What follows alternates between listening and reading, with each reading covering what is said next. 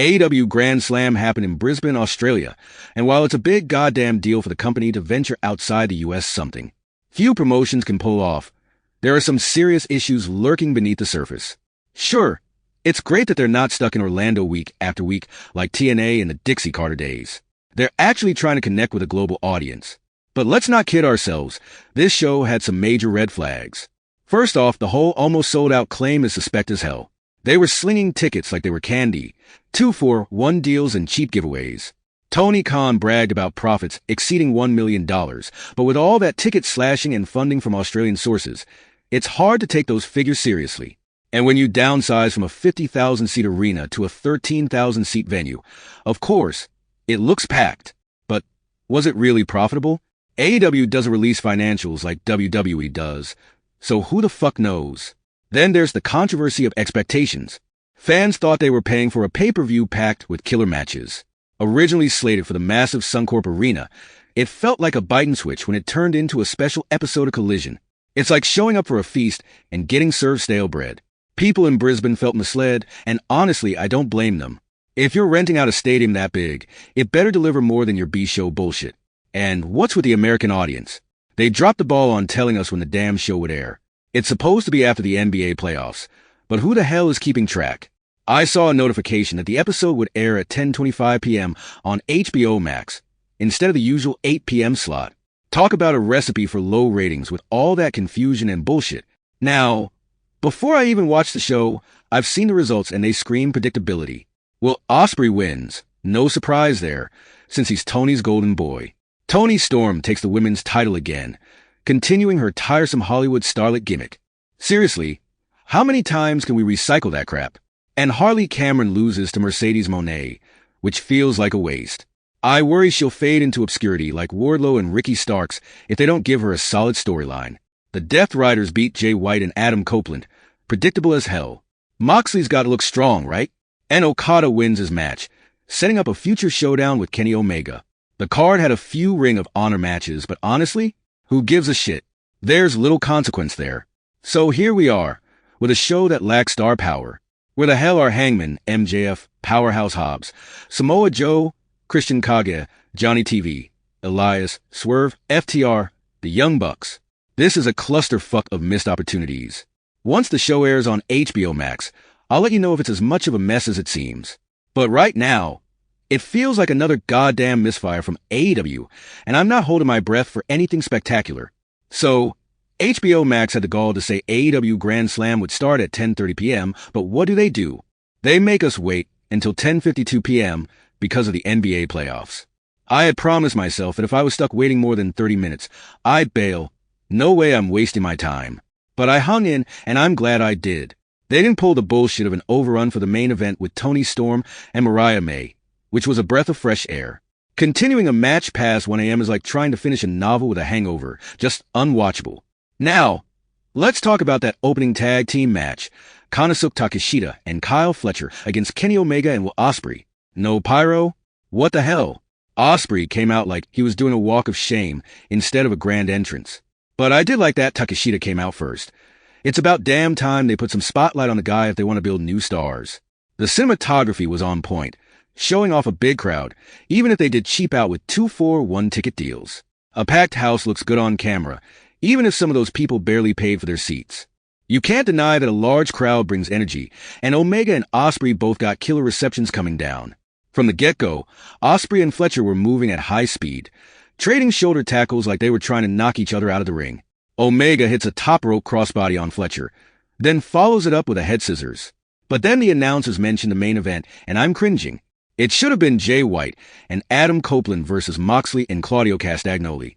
That's the real meat of the night, especially with Adam challenging Moxley for the AEW Heavyweight Championship at Revolution. Sure, Toni Storm is the hometown hero, but come on, give the main event to the guys who actually matter. Back to the match. Ospreay pulls off a flip off Takeshita's back, hitting an enziguri, and it's like poetry in motion. The synergy between these guys was off the charts. But then you have Takeshita pulling off a sentence splash on Omega, which was a slick heel move, considering Omega just had surgery. The guy's got guts, but it's a risky game. Now, here's where the match gets murky. There were more violations of the one-on-one rule than I could count. It felt like a free-for-all, and that's a problem with AEW's tag team matches. If you overdo the double teaming, it makes the referees look incompetent, and it dilutes the whole concept of tag team wrestling. It's been a consistent issue, and it's getting old. Takeshita nails a German suplex on both Ospreay and Omega, followed by a blue thunderbomb on Omega. The match wraps up with Takeshita getting hit with a hidden blade, followed by Ospreay's one-winged angel combo. I gave this match 4 out of 5 stars, but it stings to see Takeshita and Kyle Fletcher lose again. The Don Callis family is getting buried, and it's hard to take them seriously when they keep eating the pin. And let's be honest, every Will Ospreay match feels like a remix of his greatest hits. Sure, the crowd loved it, and it was a solid opener that got the adrenaline pumping. But eventually, those same moves are going to wear thin. Takeshita showcases strength and endurance, reminding me of Kurt Angle in his prime, which is no small feat. Later in the night, they announced Ospreay versus Fletcher in a steel cage at Revolution, and Omega versus Takeshita for the International Championship. That's the kind of stuff I want to see, matches that matter with real stakes. I'm not a fan of match after match with no emotional investment. The wrestlers need to react, build up their storylines, and create a buzz around their futures. I appreciate that AEW is finally getting their act together with continuity, and that's what keeps us coming back for more. The next match was Harley Cameron versus Mercedes Moné, and let me tell you, it was a roller coaster of emotions. Harley came out with that big smile, radiating optimism like a goddamn sunbeam, and it broke my heart to see her lose. She's been working her ass off to get over with the crowd, but the fear is creeping in that she might just slip through the cracks like so many other talented wrestlers before her. It's infuriating because, let's face it, there are plenty of charismatic wrestlers who end up collecting dust in the back because they don't have future booking plans. I really hope they get their act together and make a star out of Harley. She deserves it. Now, while Kenny Omega got pyro in the opening match, I'd have loved to see that same energy for Harley. Give her some damn fireworks to help elevate her status. But no, instead, we get a focus on Momo Watanabe in the audience, a wrestler from a Japanese promotion who's looking to challenge for a heavyweight title. Why the hell are we promoting another company during an AEW match? It's a distraction, and it undermines what AEW is trying to build. If they're spending time on Mercedes defending titles from another promotion, it sends the message that their own women's division doesn't matter.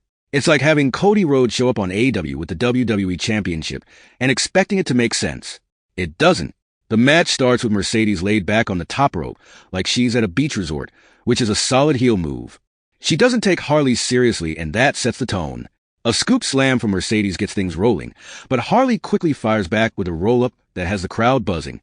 I was genuinely surprised when she hit a Russian leg sweep and got a 2 count early on. It felt like a spark of hope. Then, Harley pulls out the Mercedes puppet, and the audience erupts. She knows how to mix comedy without overshadowing the action, which is something AEW has struggled with. Too often, they inject dumb humor into serious moments, and it just falls flat. Harley managed to use the puppet to get a reaction without derailing the match, and that's a skill not everyone has. Mercedes responds with the Three Amigos, and Harley counters with a pump handle suplex. The back and forth was nail-biting. It kept me on the edge of my seat. The crossbody from Harley was a highlight, and her Canadian Destroyer had the crowd gasping. But then, Mercedes hits her finisher, the Moneymaker, and it's over. I gave this match 4 out of 5 stars. It was a great showcase of action, and Harley showed she can hang with the best, but it stings that she's still seen as a loser. The pacing was off, though. Harley getting a 2 count on Mercedes way too early didn't sit right. It felt unrealistic, like she pulled a power-up out of nowhere instead of building up to that moment. She's been losing far too often for it to make sense. Then, after the match, Mercedes heads up the ramp and picks a fight with Momo Watanabe. And there it is again. The focus shifts away from Harley, who deserves the spotlight. Imagine if Harley had a moment to grab the mic, talk about her loss, and promise to come back stronger. That would have given the crowd something to invest in and shown that AEW is committed to building her up as a star. Fans need to see that AEW has a plan for homegrown talent and that they're not just throwing them to the wolves. They need to trust that the company knows how to build stars over time, and Harley could be a key part of that. Instead, we're left wondering if she'll ever get a fair shot while the company focuses on potential matches that might not even happen in their promotion. It's frustrating as hell, but I'm holding on to hope that they'll figure it out. Harley Cameron deserves her moment in the sun, and the fans deserve to see her shine. All right, let's break down the match that should have been the main event. Adam Copeland and Jay White versus Jon Moxley and Claudio Castagnoli. First off, I've got to hand it to Copeland and White. They make a hell of a team. They look similar enough that it almost feels like you're watching a buddy cop movie. But this time, the cops don't play by the rules.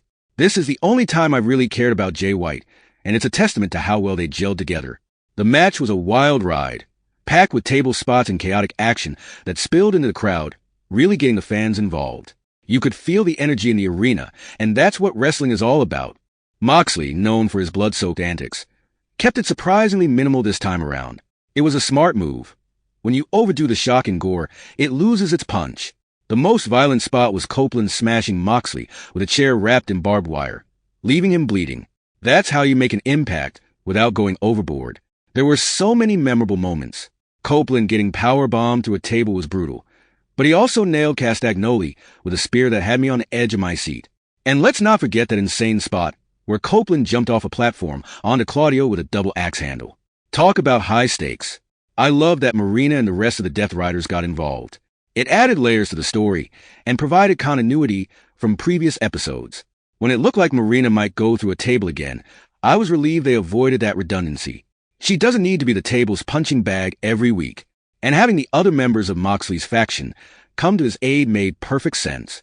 That's their MO, and it keeps the realism intact. I was actually glad to see Copeland and White lose. A win for them would have been too predictable, and it's nice to see the story take an unexpected turn. However, one thing bugged me. Copeland didn't bring FTR with him. It seems logical that if you know you're facing a faction that loves to cheat, you want some backup.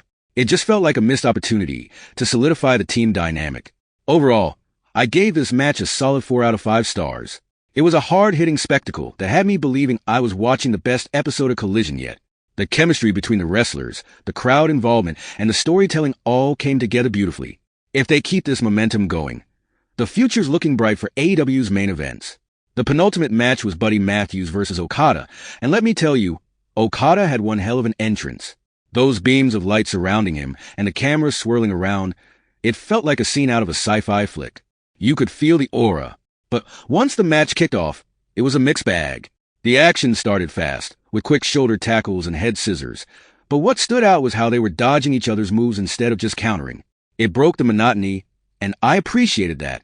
It kept things fresh, but after a while, I found myself losing interest. Maybe it was the length of the matches leading up to this one, but it felt tiresome. Plus, let's be real, Okada losing here didn't seem believable. He's a top-tier talent, and Buddy Matthews, a tag team wrestler at heart, felt out of place in a singles championship match. The build-up was lackluster at best, with some weak back-and-forth insults that didn't do much to elevate the stakes. The highlight of the match was Buddy's jab at Okada, calling him a wanker instead of just a bitch. That was a nice touch, but then they kept having Okada walk off with the title, like it was some kind of gag. I get that they're trying to inject some humor, but it felt forced. The word bitch started to sound like a running joke, and it was losing its impact. Okada needs to tone that down and focus on being the badass champion he is. I ended up giving the match 2 out of 5 stars. It had decent offense and some cool moments, but it just didn't have the build or the stakes to pull me in. And I'm a fan of Okada, but this wasn't his best showing. On top of that, I was frustrated when they announced the tournament for the International Championship instead of giving us the anticipated match between Kenny Omega and Konosuke Takeshita. It felt like a bait-and-switch. Are they saying the winner of this tournament will face Omega at Revolution, and then the winner of that match will go on to face Takeshita at Dynasty? It's all very confusing and poorly explained. Just when it seemed like AEW was building continuity with Omega after his tag match, they throw in this tournament out of nowhere. It's like they're juggling too many balls at once and dropping all of them. They need to tighten up their storytelling and make sure fans aren't left scratching their heads. The potential was there, but it felt wasted in this match and the surrounding context. Alright, let's dive into the main event. So, we had Toni Storm versus Mariah May for the AEW Women's Championship. First off, I'm sticking to my guns. This was the wrong main event. Sure, Toni's from Australia, and she's definitely a draw, but this match felt predictable. With the tape delay, we all knew how it was going to end. But I do appreciate the significance of having women headline a show. It shows that women's wrestling matters, breaking away from the bullshit attitude of the WWE's past, where female matches were just eye candy and never taken seriously. So, kudos for that. When women main event, it's a statement that they're capable of being charismatic characters without relying on outdated tropes. Now, let's talk about the match itself. Mariah kicked things off with a sling blade and a shotgun dropkick, But then Tony responded with 6 German suplexes in a row. Talk about a power display. The back and forth was intense, with Mariah sending Tony crashing into the barricade. Then Tony retaliated with 2 lariats, a power bomb, and a submission hold that had me on the edge of my seat.